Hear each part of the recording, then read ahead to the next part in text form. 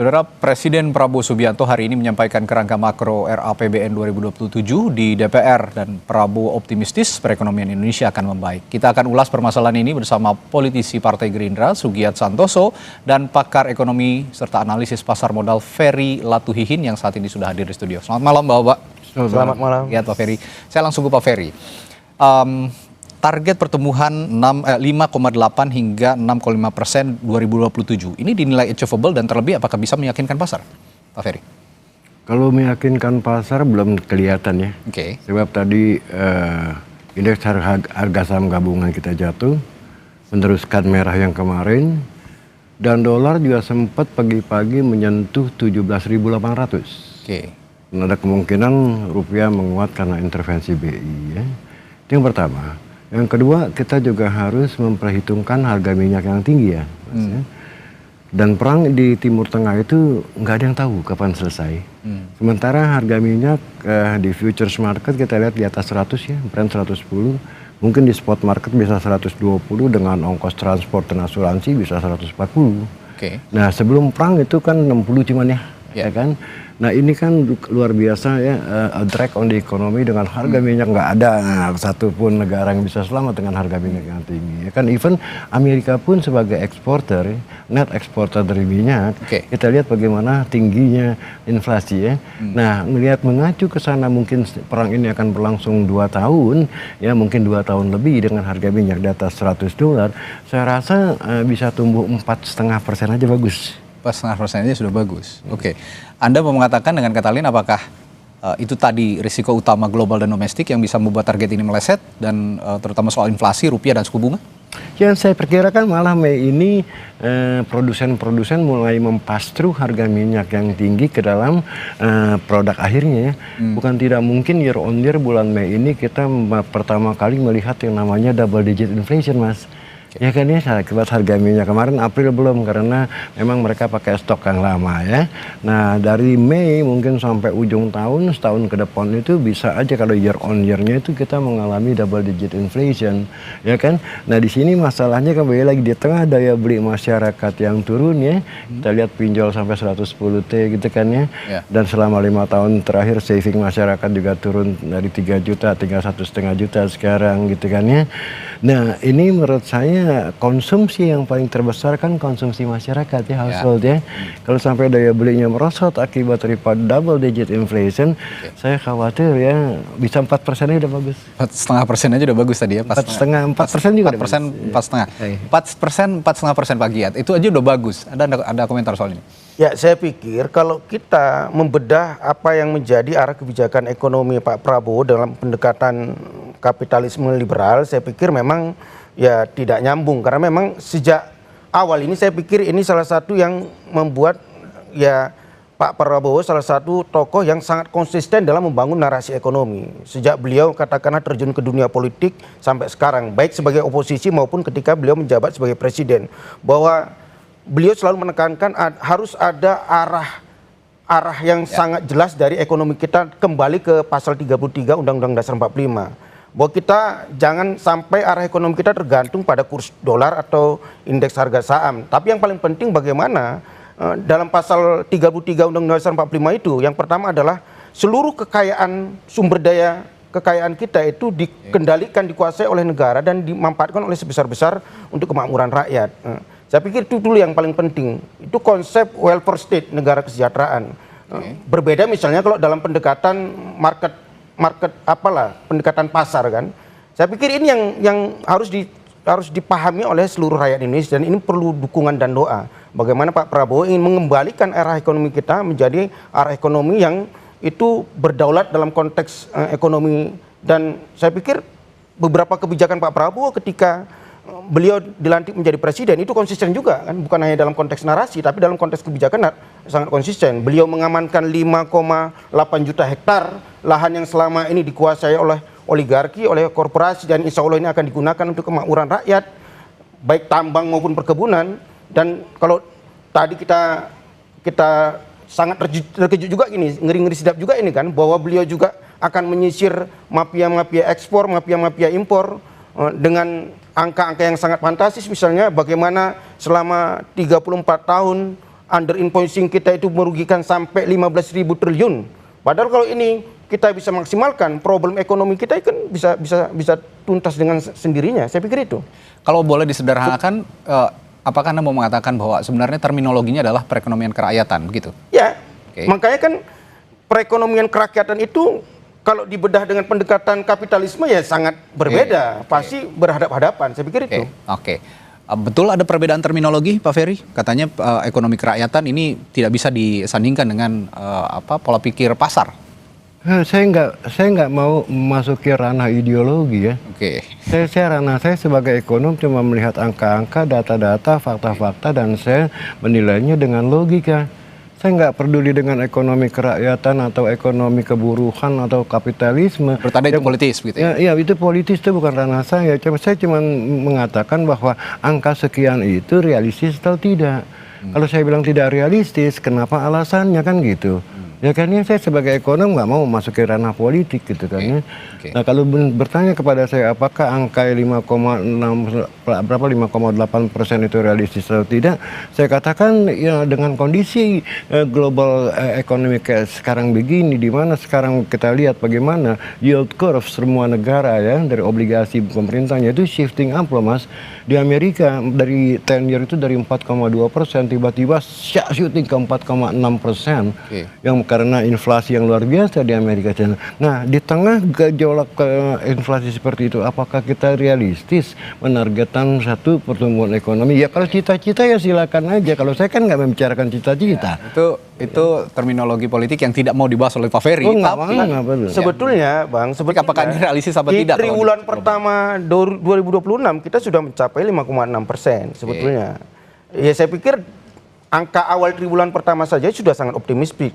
Tapi Pak Prabowo tidak menekankan bahwa semata-mata pertumbuhan ekonomi. Walaupun dia juga tadi, ini juga salah satu yang menjadi poin penting dari apa yang disampaikan Pak Prabowo, bahwa ada anomali di situ. Pertumbuhan tinggi dia rata-rata 5%, tapi angka kelas menengah turun dan kemiskinan meningkat. Itu menunjukkan bahwa harus ada peran negara, intervensi negara. Jangan kita semata-mata menyerahkan semua persoalan ekonomi ke pasar. Kalau pasar itu logika hukum pasar itu yang menang itu yang kuat, dan yang kuat itu membiarkan keserakahan nomor itu merajalela. Memang pendekatan Prof. Ferry berbeda dengan kami sebagai pengelola negara lah. Ya kami berpikirnya pasti ke rakyat, nggak mungkin kami berpikirnya menyerahkan ini semua ke pasar. Apapun yang terjadi pada pasar, baik pasar global maupun pasar nasional, kepentingan kita sebagai negara memastikan bahwa rakyat terlindungi dalam konteks ekonomi. Saya pikir itu. Oke, tapi kalau berbicara, tadi Anda memisahkan pasar global dan pasar nasional begitu ya. Kalau berbicara nilai tukar misalnya, rupiah terhadap dolar begitu, yang saat ini sedang ya cukup jatuh, meskipun tadi ditargetkan merangkak menguat juga hingga bulan Agustus ya, kalau saya tidak salah tadi.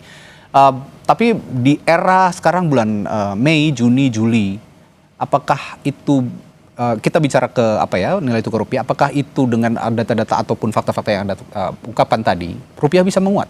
Saya pikir begini, kalau kita belajar misalnya 97 itu 2.500. Dalam waktu 1 tahun sekitar 15.000 sekian, itu hampir 500%. Kenapa Indonesia masih bisa bertahan dalam konteks ekonomi? Karena ada bantalan ekonomi di situ adalah ekonomi rakyat. Bagaimana ekonomi desa itu tetap tidak terpengaruh oleh kenaikan kurs dolar, dan itu bisa menjadi penyelamat ekonomi kita. Kadang-kadang gini, naik dari katakanlah di 2024 misalnya ketika Pak Prabowo menjabat sebagai presiden itu sekitar 15.000 sekian sampai 16.000 sekian, sekarang 17.000 sekian. Itu mungkin sekitar 30% lah kenaikannya. Seolah-olah ada provokasi kepanikan ke publik bahwa naiknya dolar ini bisa mengkolapskan ekonomi Indonesia atau katakanlah memporak-porandakan ekonomi Indonesia. Kalau kita belajar dari 97-98 yang naik 500% saja, Indonesia bisa bangkit. Karena apa? Karena itu tadi bahwa ada yang terlupakan bagi pasar kapitalisme. Indonesia itu ekonominya berbasis ekonomi desa, ekonomi kerakyatan yang itu tidak terpengaruh sangat signifikan dengan kenaikan kurs dolar tadi. Ya, tampaknya ada sedikit perbedaan frekuensi, tapi saya ingin bertanya juga soal oke, sekarang saya bertanya ke Pak Ferry soal defisit ya. Tadi diungkapkan juga defisit 1,8 hingga 2,4% PDB, produk domestik bruto, dan belanja negara 13,62 hingga 14,80% PDB. Yang ingin saya tanyakan, apakah ini prudent dan sustainable? Ini ya, yang jelas sih pada kuartal pertama defisit itu ya 0,92%. Yang kalau kita annualize secara linear itu 3,72%, ya kan? Nah, apakah itu nanti bisa tercapai angka yang bilang secantik itu? Ya kembali lagi nanti, ya kan? Apakah memang penerimaan pajaknya, ya kan, mencukupi untuk menopang pertumbuhan belanjanya. Yang saya amazed itu justru kemarin ada dua menteri yang berbeda pendapat.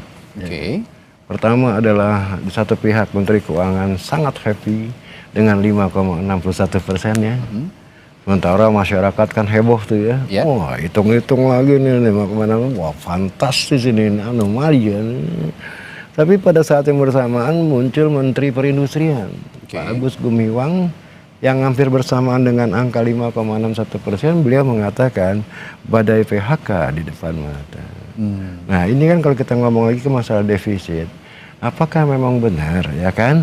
Ini semuanya dengan gampangnya gitu kan, bisa mendapatkan angka. Sebab gini Mas, seandainya memang badai PHK di depan mata dan itu terjadi akibat harga minyak yang luar biasa tingginya, jangan bercanda loh, ini 2 kali lipat lebih loh dari harga sebelum perang.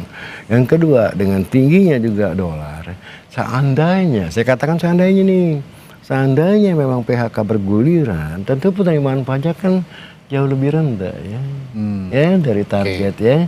Nah oke lah, saya nggak mau menggugat itu sebagai cita-cita, ini kan cita-cita belum terlaksana ya kan. Ya fine, saya nggak mau menggugat gitu lah ya. Tapi apakah itu realistis atau tidak ya saya sampaikan alasan. Tapi realistis atau tidak, yang ingin saya tanyakan lagi, implikasinya terhadap beban utang dan beban orang negara dan ruang fiskal jangka panjang bagaimana? Ya kan udah dapat warning, angka 5,11% yang cantik itu langsung dibalas oleh Moody's and Fitch dengan mendowngrade outlook kita dari stabil menjadi negatif, gitu kan ya. Nah di situ yang dipakai sebagai threshold itu bukan debt to GDP ratio, tapi debt service ratio. Kita memang terendah Mas, debt GDP ratio kita cuma 40%. Ya kan, tapi kalau debt service ratio kita, pembayaran utang dan cicilannya daripada pajak yang kita dapatkan, pada waktu itu Moody's bilang ini udah 18,7. Nah threshold mereka adalah 20%. Seandainya itu threshold dilintasi lebih di atas itu, bukan tidak mungkin ratingnya pun di downgrade. Bukan cuma outlooknya aja, ini udah kasih warning loh mereka. Nah seandainya ratingnya itu di downgrade menjadi non-investment grade, bukan tidak mungkin tekanan terhadap rupiah karena tingginya risk premium itu dahsyat loh. Ya jadi ya ini sih argumentasi saya. Anda punya argumentasi lain silakan. Ini menarik, tapi saya ingin kaitkan juga dengan pernyataan Pak Gia tadi. Pernyataan Pak Ferry tadi mengatakan ketika Menteri Keuangan happy gitu dengan pertumbuhan ekonominya. Di sisi lain ada Menteri Perindustrian yang mengatakan badai PHK di depan mata. Saya kaitkan lagi dengan ekonomi kerakyatan dikatakan oleh Pak Gia tadi. Bukankah jika memang ada PHK menjadi rasional ketika Pak Prabowo mengatakan pertumbuhan naik tapi kok masyarakat miskin bertambah karena ada PHK misalnya. Bagaimana menjelaskan soal ini? Yaitu tadi, kalau kita pakai pendekatan ekonomi kapitalisme, bahwa ekonomi kapitalisme itu tidak memperdulikan pemerataan dan keadilan ekonomi. Itu yang menjadi salah satu semacam otokritik yang disampaikan oleh Presiden tadi, bahwa ada sebuah sistem ekonomi kita yang itu anomali. Tapi saya pikir kalau dalam konteks PHK kita berbeda data lah ya kan. Berapa kali misalnya dari program-program kerakyatan, ekonomi kerakyatan yang dilaksanakan, dieksekusi oleh Pak Prabowo seperti MBG misalnya dan Koperasi Desa Merah Putih, saya pikir malah menambah tenaga kerja kan. Berapa juta misalnya rakyat Indonesia yang itu terlibat dalam kegiatan MBG itu menjadi tenaga kerja baru. Belum lagi misalnya ini sedang dieksekusi Koperasi Desa Merah Putih kan. Saya pikir itu memang akan sangat tidak nyambung sama sekali kalau kita membahas apa yang disampaikan oleh Pak Presiden Prabowo tadi dalam perspektif, dalam kacamata ya ekonomi berbasis kapitalisme. Artinya Anda menganggap pernyataan Menteri Perindustrian tadi terlalu kapitalis atau bagaimana? Ya saya nggak tahu lah apa yang menjadi latar belakang Menteri Perindustrian seperti itu. Tapi saya hanya menyampaikan apa yang disampaikan oleh Presiden berkali-kali bahwa ada prestasi-prestasi yang disampaikan Presiden terkait dengan penambahan tenaga kerja. Tapi begini, saya ingin juga ada catatan kritis karena Anda di DPR juga sebagai penyeimbang, pengawas begitu ya, eksekutif. apakah ada catatan kritis dari fraksi Anda lah setidaknya ya, meskipun Anda fraksi pendukung pemerintah, tapi ada catatan kritiskah tentang asumsi ekonomi makro seperti kurs rupiah yang tadi diutarakan 16.800 sampai 17.500 per USD dan suku bunga SBN 6,5 hingga 7,3%. Ada nggak catatan kritis soal ini? Kalau dari kami sebetulnya apa yang disampaikan Pak Prabowo sesungguhnya itu adalah salah satu poin yang menjadi catatan kritis, bahwa ada beberapa kebijakan program dari pemerintah itu yang mungkin tidak maksimal tereksekusi. Problemnya bukan di tujuan kebijakannya, problemnya di pelaksanaan teknisnya. Tadi kan Pak Prabowo mengatakan bagaimana budaya birokrasi kita terang-terangan tadi kan, kalau bisa dipersulit, kenapa dipermudah misalnya. Mengurus izin itu begitu lama misalnya, terus banyak faktor-faktor yang itu bisa menghambat kegiatan-kegiatan ekonomi kita, kegiatan-kegiatan usaha kita, karena hanya di kendala birokrasi. Saya pikir itu yang menjadi problem. Baik. Di tingkat presidennya sudah tuntas, katakanlah kita berbaik sangka di tingkat menterinya sudah tuntas, tapi belum tuntas di tingkat dirjen, bahkan di tingkat direktur atau di tingkat bawahnya. Saya pikir itu yang menjadi tantangan, bahkan mungkin kendala dari pelaksanaan apa yang menjadi tujuan presiden kita. Baik. Mungkin saya terakhir ke Pak Ferry, ini diskusi malam hari ini sebenarnya kita akan bicara atau menitik beratkan terhadap targetnya terhadap nilai tukar rupiah yang ditargetkan 16.800 hingga 17.500 per USD. Kalau nggak salah tadi dibilangnya bulan Agustus ya, kalau nggak salah tadi oleh Pak Prabowo. Nah ini kembali lagi, apakah bisa achieve? Saya punya reason ya, bukan masalah tebak-tebakan bisa atau tidak. Sekarang kita lihat ya bahwa rupiah tadi sempat menyentuh 17.800. Kenapa kok tiba-tiba terjadi akselerasi yang sangat cepat ya? Dari 16,5, 17,1, 17,2 sampai 17.800. Jangan lupa faktor global juga, Mas.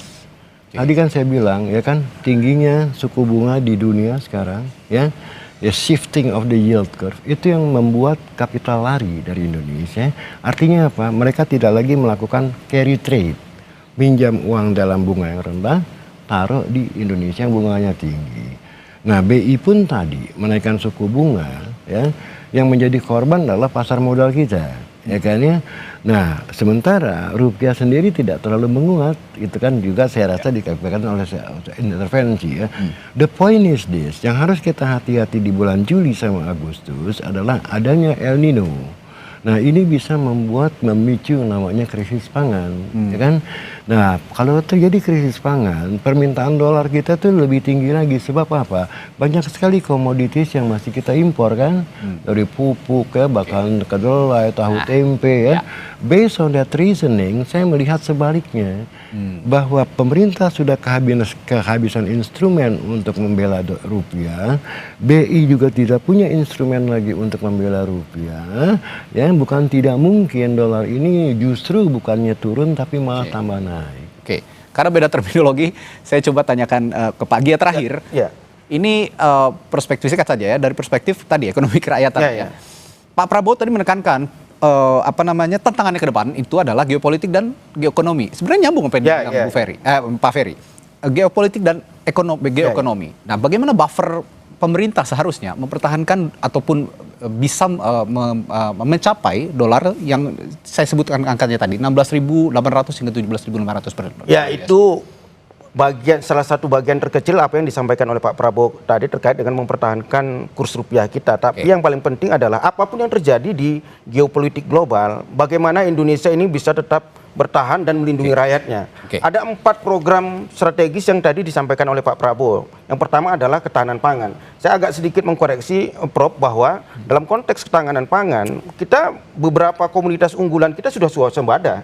Artinya El Nino juga akan bisa tertanggulangi dengan itu. Kalau kita memiliki ketahanan pangan, ketahanan energi, saya pikir apa yang terjadi di dunia global itu tidak terlalu berpengaruh bagi kita.